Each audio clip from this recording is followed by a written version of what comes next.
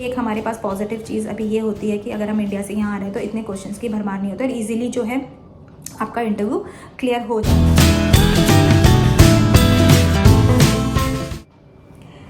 Hello friends, कैसे हैं आप सब लोग। सबसे पहले welcome to my channel Geeta UK diaries.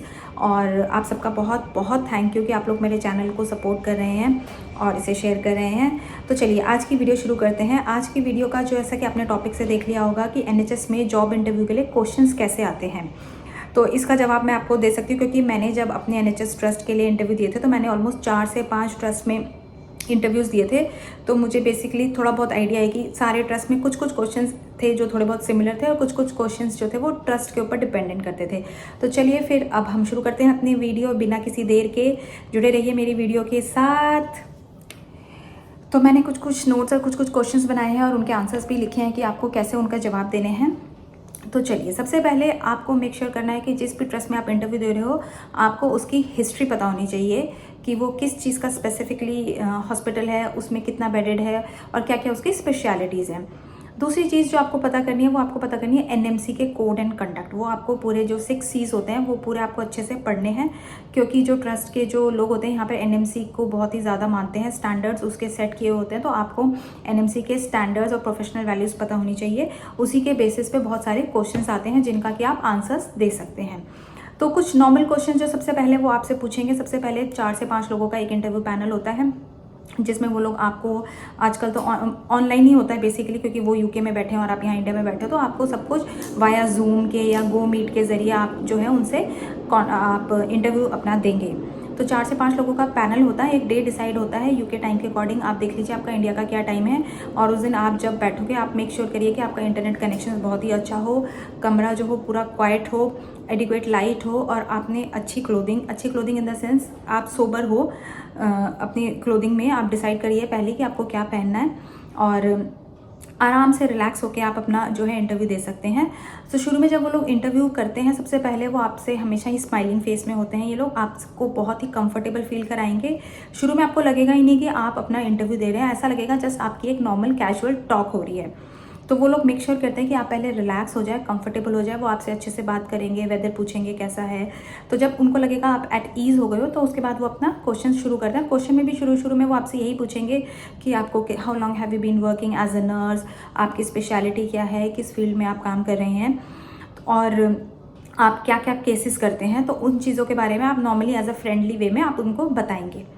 तो कुछ कुछ क्वेश्चंस जो मैंने लिखे हैं वो मैं आपसे डिस्कस करती हूँ कि पहले तो वो आपसे पूछेंगे कि give a brief run through about your career to date, till date आपने कहाँ कहाँ काम किया है, किस किस पोजीशन पे आपने काम किया है और आप क्या क्या करते हैं।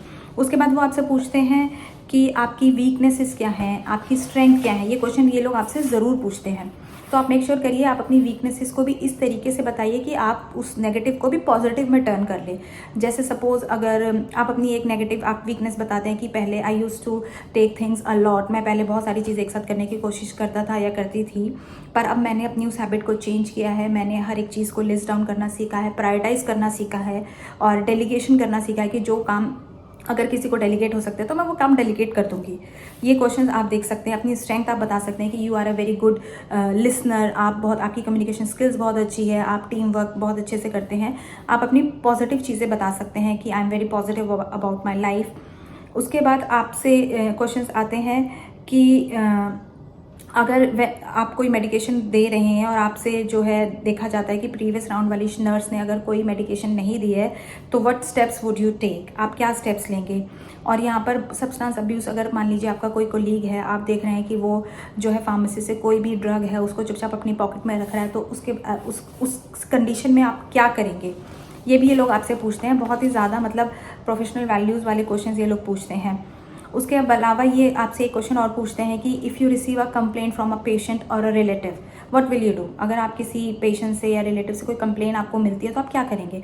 तो आपको यही जवाब देना है कि सबसे पहले आप फैमिली से और उस पेशेंट से आराम से बात करेंगे, सिचुएशन को असेस करेंगे। जो बात है वो प्राइवेटली एक सेफ़ एनवायरनमेंट में करेंगे। ऐसा नहीं कि आप सबके सामने उस चीज़ उनकी जो कंप्लेंट है वो सुनेंगे, उनको एक प्राइवेसी देंगे क्योंकि यहाँ प्राइवेसी का बहुत ही ज़्यादा इम्पॉर्टेंस है। उसके बाद अगर आपकी नर्स इंचार्ज को इन्वॉल्व करने की सिचुएशन आती है तो you will involve your nurse in charge. उसके बाद आप अगर कोई भी कंप्लेन है उनकी तो आप उनको बिल्कुल सेटिस्फाइड करेंगे कि according to the trust policy. ये वर्ड आपको हर बार यूज़ करना है कि according to the trust policy आप उस कंप्लेन को आगे लेके जाएंगे। और उसके अलावा मेक श्योर करेंगे कि आप इस इंसिडेंट को रिपोर्ट करें। तो ये चीज़ यहाँ पर बहुत ज़रूरी है। एक तो ट्रस्ट पॉलिसी और एक आप इंसिडेंट फॉर्म या डेटिक्स बोलते हैं हमारे यहाँ पर, आप वो करेंगे। तो इससे क्या होता है, आपका एक रिकॉर्ड हो जाता है कि ये सिचुएशन आई थी, इस सिचुएशन को आपने कैसे हैंडल किया और आगे क्या किया जा सकता है कि ये सिचुएशन दोबारा इवॉल्व ना हो। इसके अलावा आएगा कि आप how can you reduce the risk of complain, आप रिस्क ऑफ कंप्लेन को कैसे कम कर सकते हैं। तो इसमें आप जवाब दे सकते हैं कि by the use of your good communication skills and documentation, फिर providing a high good quality service to the patient, फिर आपको पेशेंट और फैमिली के साथ एक गुड रिलेशनशिप बनाना है और आपको एक हाई स्टैंडर्ड सेट करना है। जो केयर आप अपने लिए और अपनी फैमिली के लिए चाहते हैं, अगर वही केयर आप अपने पेशेंट्स के लिए सेट करेंगे तो ऑब्वियसली बात है सब कुछ हाई स्टैंडर्ड का ही होगा। इसके अच्छा, एक क्वेश्चन और जो बहुत बार पूछा जाता है इन्फेक्शन प्रिवेंशन को लेके, क्योंकि यहाँ पर ना मरसा जैसे होता है, MRSA और C. diff इन्फेक्शंस होते हैं, तो उसके रिलेटेड ये बहुत क्वेश्चंस पूछते हैं। मरसा की फुल फॉर्म होती है methicillin resistant staphylococcus aureus and C. diff की डेफिनेशन होती है क्लोस्ट्रीडियम डिफिकल्ट इन्फेक्शन। तो ये क्वेश्चन आपसे ऐसे पूछ सकते हैं कि how would you deal with a patient who has a MRSA और अ C. diff infection. तो इसमें आपको क्वेश्चंस का आंसर ऐसे देना है कि barrier nursing at all times, आपको हमेशा बैरियर नर्सिंग यूज़ करनी है, जिसमें आप अप्रोप्रिएट यूज़ ऑफ दी आपकी जो भी ये ग्लव्स, गाउन और ये सब जितने भी आपकी बैरियर नर्सिंग की चीज़ें हैं आप यूज़ करेंगे। उसके बाद आप इंश्योर करेंगे कि जो भी स्टाफ पेशेंट को केयर कर रहा है, ही और she must be aware that the patient has got this infection. और आप मेक श्योर करेंगे कि जो पेशेंट है वो उसको एक साइड रूम मिला हो, ऐसा ना हो कि उसको बिल्कुल आप बीच में रख दो ताकि सबको स्प्रेड होने का डर रहे, तो उसको आप एक साइड रूम आइसोलेशन में रखेंगे। उसके अलावा आप मेक श्योर करेंगे कि जो भी इक्विपमेंट है वो स्पेसिफिक टू पेशेंट हो। अगर आप मान लीजिए उसको स्टेथोस्कोप से यूज़ करें तो स्पेसिफिकली वो स्टेथोस्कोप उस पेशेंट के लिए ही होना चाहिए। मेन चीज़ जो इन्फेक्शन कंट्रोल करने में होती है वो use of appropriate hand washing technique, आपको हैंड वॉशिंग टेक्निक करनी है। और जो C. diff का जो पेशेंट्स होते हैं, जो ऑर्गेनिजम्स होते हैं, वो अल्कोहल जेल बेस से नहीं मरते, तो उसके लिए आपको स्पेसिफिकली बोलना है कि you will use soap and water for this. तो आपको ये चीज़ें इंक्लूड करनी है। फिर आपको इन्फॉर्मेशन देनी है फैमिली को भी और पेशेंट को भी कि आपका ये कंटेजियस डिजीज़ है, तो आपको क्या क्या प्रिवेंशन लेने हैं। आप उनको लीफलेट प्रोवाइड कर सकते हैं, आप उनको इन्फॉर्मेशन दे सकते हैं। और जब पेशेंट डिस्चार्ज हो जाए तो आप मेक श्योर करें कि जो रूम है वो प्रॉपरली क्लीन हो, ताकि जो है दूसरे पेशेंट को इन्फेक्शन होने का डर ना रहे। तो एक ये क्वेश्चन आता है। उसके अलावा कई बार क्वेश्चंस ये भी आते हैं कि how would you deal with conflict at work place, तो आप कॉन्फ्लिक्ट से कैसे डील करेंगे।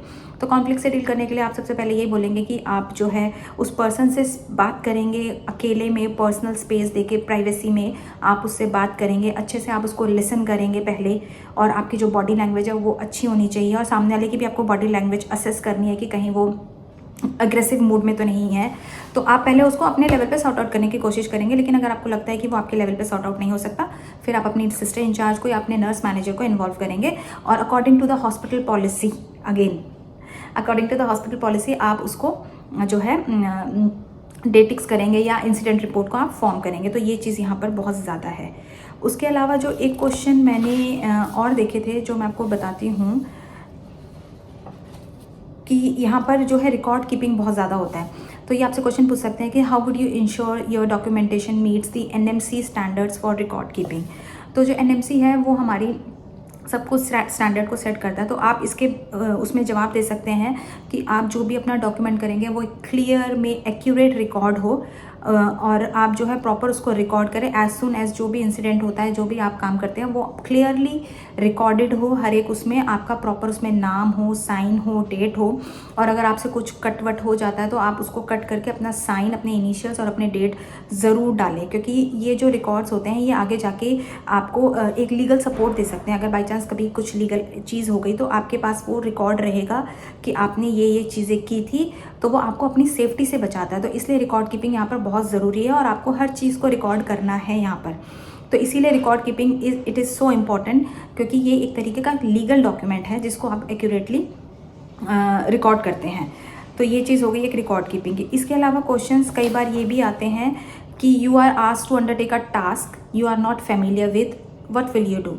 ये क्वेश्चन ज़रूर पूछते हैं। तो इसका सीधा सा एक जवाब आपको ये देना है कि सबसे पहले आप उस जो भी आपको टास्क एलोकेट कर रहा है आप उसको बताएंगे कि you are not competent enough, आपके पास इसकी ट्रेनिंग नहीं है तो you can not do this job. तो आप बोलेंगे कि मैं इसमें पहले अपनी एक्यूरेट ट्रेनिंग लेके कॉम्पिटेंट होके फिर मैं ये काम करूँगा। ऐसा नहीं कि आप बोलो कि हाँ लाओ मैं ट्राई करता हूँ, ऐसा नहीं करना है यहाँ पर। तो अगर फिर भी वो फोर्स करेगा आपको पर्सन कि नहीं आपको ये काम करना ही है, तो आप अपनी नर्स मैनेजर को बताएंगे कि यू आर नॉट कॉम्पिटेंट और still this person is forcing you to do the specific task.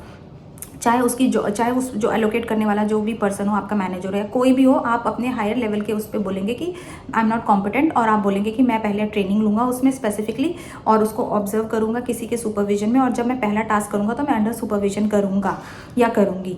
तो ये चीज़ का एक यहाँ पर आपको ध्यान रखना है। इसके अलावा आपसे क्वेश्चंस कई बार ये भी पूछ सकते हैं कि if you come upon a patient who had fallen in the clinical area what would you do.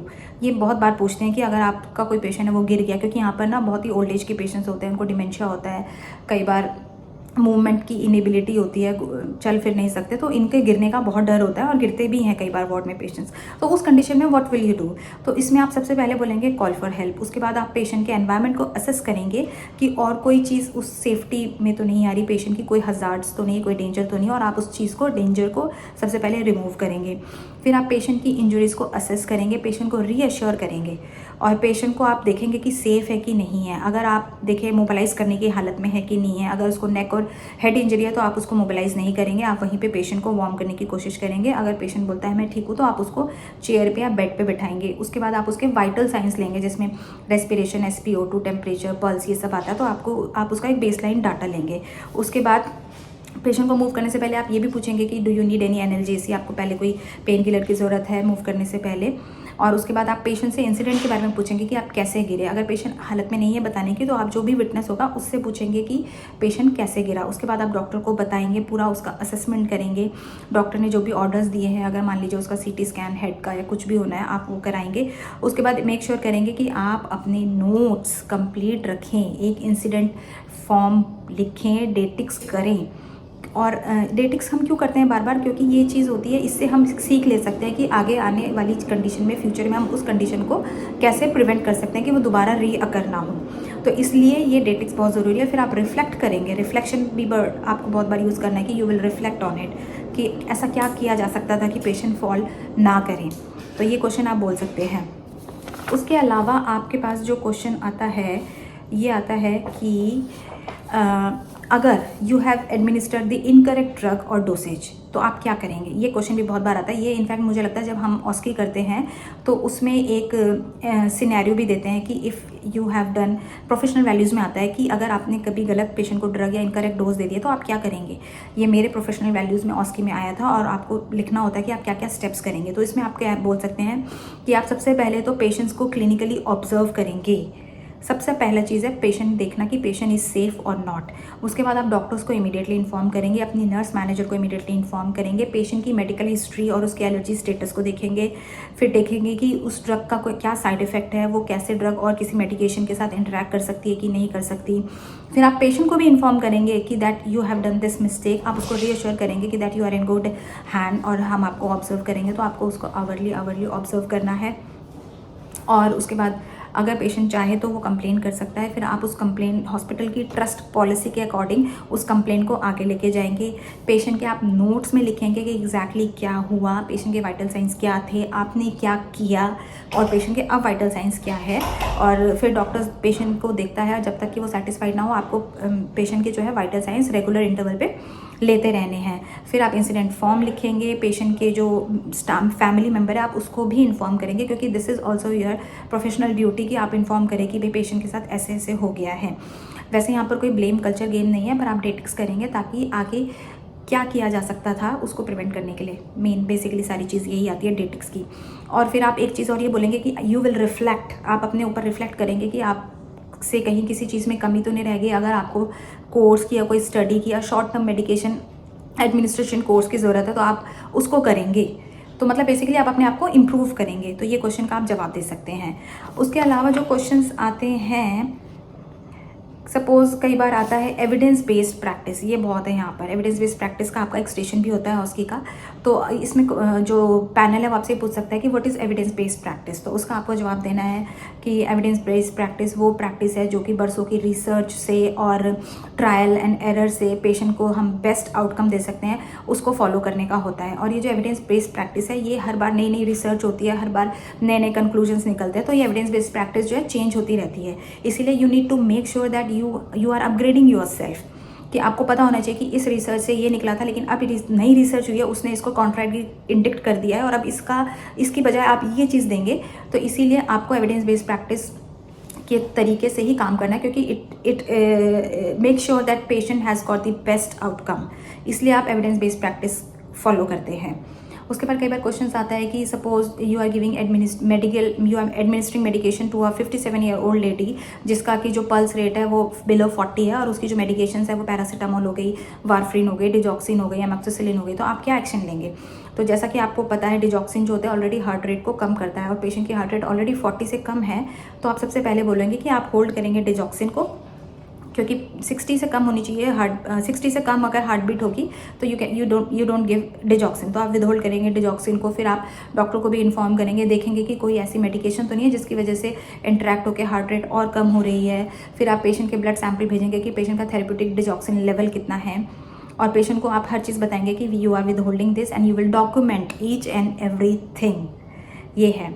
इसके अलावा क्वेश्चंस कई बार ये भी आते हैं कि if you witness a colleague speaking और treating a patient inappropriately, what would you do? अगर आप देखते हैं कि कोई स्टाफ या कोई हेल्थ केयर असिस्टेंट पेशेंट को डांट रहा है, या आपको लग रहा है कि बॉडी लैंग्वेज सही नहीं है, तो आप क्या करेंगे? तो ऐसा नहीं कि बस आप चुपचाप देख के इग्नोर कर देंगे, ये आपको नहीं जवाब देना है। आपको बोलना है कि यू विल इंटरवीन। आप जाएंगे, इंटरप्ट करेंगे।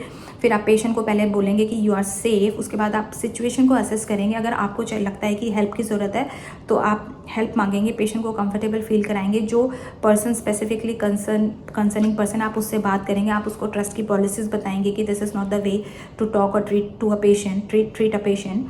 फिर आप रिलेटिव्स को भी इन्फॉर्म करेंगे, और एज़ यूजुअल आप डॉक्यूमेंट करेंगे एंड डिटेक्स करेंगे। ये चीज़ है। इसके अलावा यही क्वेश्चंस पूछ रहे हैं। इसके अलावा जो मेरे से क्वेश्चंस पूछे थे वो ये पूछे थे कम्युनिकेशन स्किल्स के ऊपर, कि how important communication skill is in nursing. और मेरे से पूछा था टीम वर्क के ऊपर कि टीम वर्क क्या है। तो टीम वर्क बेसिकली आपको पता है, आपको पेशेंट को एक हॉलिस्टिक हेल्थ देनी है, ओवरऑल देना है। तो और एक पेशेंट को डील करने में पूरी एक टीम काम करती है, एक नर्स काम नहीं करती। उसमें फिजियोथेरेपिस्ट हो गए, रिहैबिलिटेटिव थेरेपिस्ट हो गए, डॉक्टर्स हो गए, एनेस्थेटिस्ट हो गए, हेल्थ केयर असिस्टेंट हो गए, सब लोग हो गए। तो आप एज अ टीम काम करेंगे। तो टीम वर्क के ऊपर क्वेश्चन आएगा, कम्युनिकेशन स्किल्स के ऊपर क्वेश्चन आएगा। ये चीज़ें हो गई। इसके अलावा जो मैं आपको सजेस्ट करूँगी, आप पढ़िए उस चीज़ के बारे में, और जो भी ट्रस्ट का आप इंटरव्यू दे रहे हैं वो आप देखिए। और कुछ टिप्स जो मैं आपको देना चाहूँगी इंटरव्यू से पहले, मेक श्योर करिए आप अच्छे से नींद लें, एक अच्छी स्लीप लें, क्योंकि स्ट्रेस, आपको ऊपर स्ट्रेस होता है कि इंटरव्यू तो आप नींद कम लेंगे तो और ज़्यादा स्ट्रेस होगा। तो मेक श्योर करिए आप अच्छे से, आपकी नींद पूरी हो। अगले दिन आप अपने आप को फ्रेशन अप करिए, अच्छा सा ब्रेकफास्ट करिए, माइंड को रिलैक्स करिए। हम कई बार क्या होता है, जब हम नर्वस होते हैं तो हम शैलो ब्रीदिंग करते हैं, तो डीप ब्रीदिंग एक्सरसाइजेस करिए।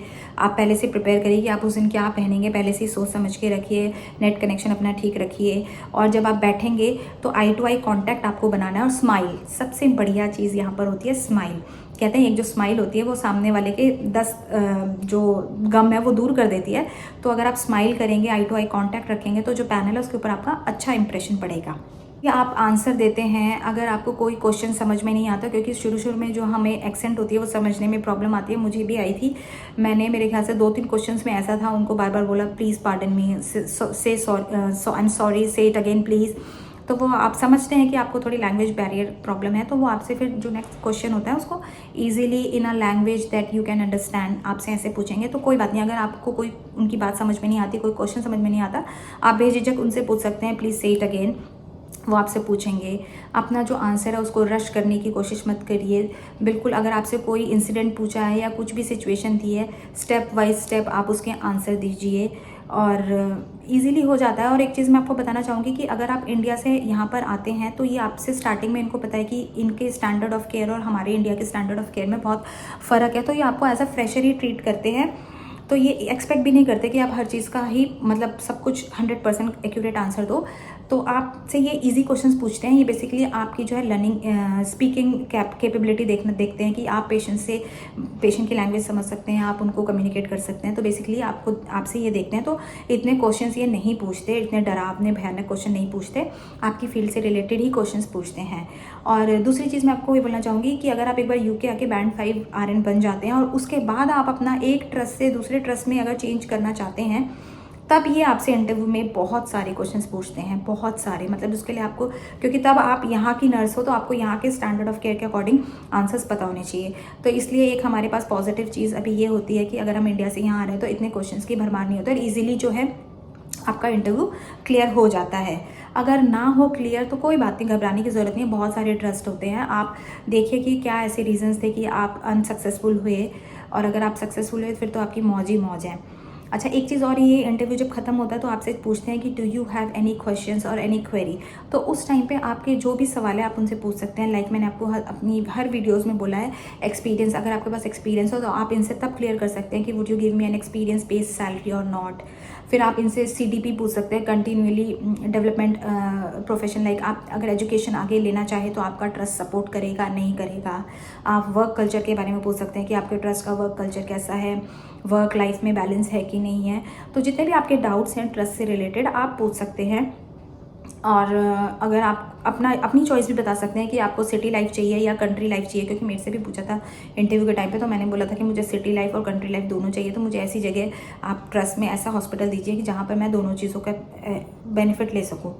तो जितने भी आपके सवाल हैं आप एंड में पूछ सकते हैं। आप क्या करिए, पहले ही अपने सवाल जो भी आपको उनसे पूछने हैं उसको लिख के रखिए कॉपी में, ताकि आप एट द टाइम आप कंफ्यूज ना हो, आप जल्दबाजी में कोई चीज़ ना भूल जाएं। तो यही है। तो इसी उम्मीद के साथ कि आपको ये वीडियो मेरी पसंद आई होगी और आपके लिए थोड़े बहुत मैंने जो टिप्स दिए हैं वो काम आए। और मैं उम्मीद करती हूँ कि आप सब अपना इंटरव्यू जो है अच्छे से क्लियर करें। All my best wishes to you. ऐसे ही मेरे चैनल को सपोर्ट करिए। Bye bye. और चलते चलते मेरा गीता का ज्ञान, मुश्किलों से भाग जाना आसान होता है, मुश्किलों से भाग जाना आसान होता है, हर पहलू ज़िंदगी का इम्तिहान होता है, डरने वालों को मिलता नहीं कुछ ज़िंदगी से, लड़ने वालों के कदमों में जहान होता है। इसी उम्मीद के साथ दोस्तों, आप अपने इम्तिहानों को पार करिए। मिलती हूँ आपसे अगली वीडियो में। चैनल को प्लीज़ लाइक करिए, सब्सक्राइब करिए और शेयर करिए।